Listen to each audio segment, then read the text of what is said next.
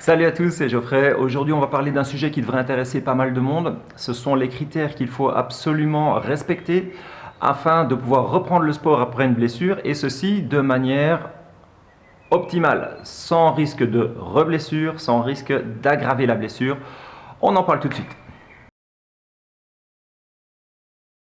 Dans un premier temps, on va faire la distinction entre deux situations bien différentes. La première, c'est la vraie lésion, la vraie blessure, comme par exemple une fracture ou encore une déchirure musculaire. Et ce type de lésion va nécessiter une période d'immobilisation stricte.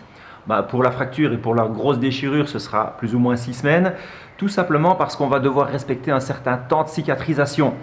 À partir du moment où la cicatrisation est bien effectuée, on va seulement alors pouvoir reprendre une activité physique. La deuxième situation, ce sont plutôt les plus petites lésions comme par exemple une tendinopathie, une chondropathie. Et là, on aura plutôt un arrêt qui sera partiel. On va avoir une situation à gérer de façon à ce qu'on puisse entretenir autant que possible les qualités athlétiques de notre sportif sans pour autant risquer de le reblesser. Quelle que soit la situation à laquelle vous avez eu affaire, vous allez devoir réaliser une reprise sportive qui, elle, va être progressive. Généralement, elle va se faire en 3 étapes. Une première étape au cours de laquelle l'athlète va pouvoir reprendre les entraînements, mais non seulement ce sera à faible intensité, mais également il devra éviter tous les mouvements lésionnels, autrement dit tous les mouvements qui vont solliciter la blessure. Donc ces gestes à éviter, ils seront bien évidemment fonction de la blessure que vous avez eue. La deuxième étape, c'est une reprise sportive, une reprise des entraînements normale, comme on dit bien souvent, avec le groupe. Vous réalisez la totalité de l'entraînement, mais il n'y aura pas encore de compétition.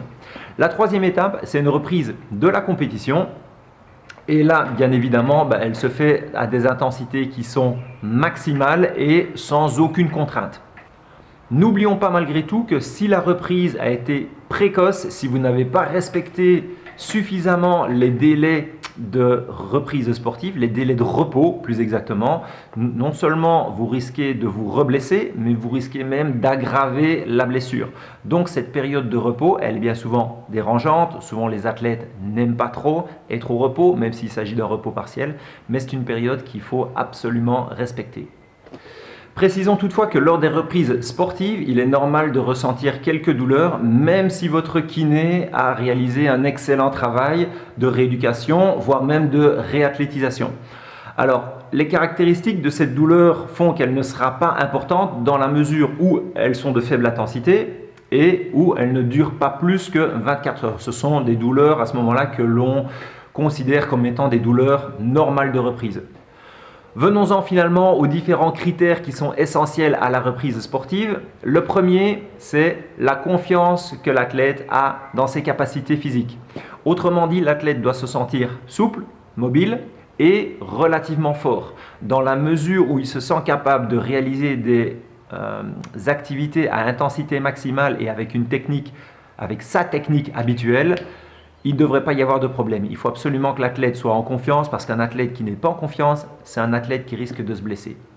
Le deuxième critère essentiel, c'est le point de vue du coach, le point de vue de l'entraîneur qui, avec son œil d'expert, va analyser la technique de l'athlète. Il faut absolument que la technique soit identique à ce qu'elle était avant la blessure. Tout simplement parce qu'un athlète qui a modifié sa technique, c'est un athlète qui soit n'est pas encore en confiance, autrement dit, il compense, il adapte sa technique parce qu'il a peur de réaliser certains gestes. Ou la deuxième possibilité, c'est tout simplement que l'athlète n'est pas encore capable de réaliser certains gestes. Et là, dans ce contexte-là, il y aura lieu de faire une recherche pour savoir ce qui pose encore problème. Est-ce qu'il y a de la douleur? Est-ce qu'il y a une perte de force? Est-ce qu'il y a une perte de mobilité? Le troisième point de vue, c'est le point de vue du thérapeute, que ce soit un médecin, un kiné, éventuellement même un ostéopathe. Je vous conseille vraiment de faire appel à un professionnel de la santé qui pourra faire un bilan de la mobilité, de la force, mais également de la stabilité articulaire. Ces 3 critères-là sont absolument essentiels si on veut reprendre l'activité physique sans problème. Le dernier critère essentiel, c'est les examens médicaux. Là aussi, on va voir plusieurs types d'examens médicaux. Dans un premier temps, il y a les examens d'imagerie qui pourraient être intéressants pour confirmer que la cicatrisation a été bien réalisée. Là, on pourrait avoir par exemple un scanner, éventuellement une échographie, ça dépendra du type de lésion dont vous avez souffert.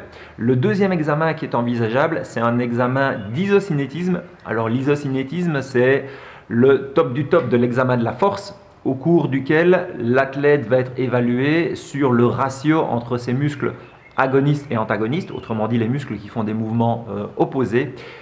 Et ceci va pouvoir être réalisé à différentes vitesses. Donc c'est ce qu'on a de plus performant en termes d'évaluation de la force. Dans la mesure où l'ensemble de ces critères sont respectés, je pense que vous pouvez avoir une reprise qui va se faire de manière tout à fait progressive.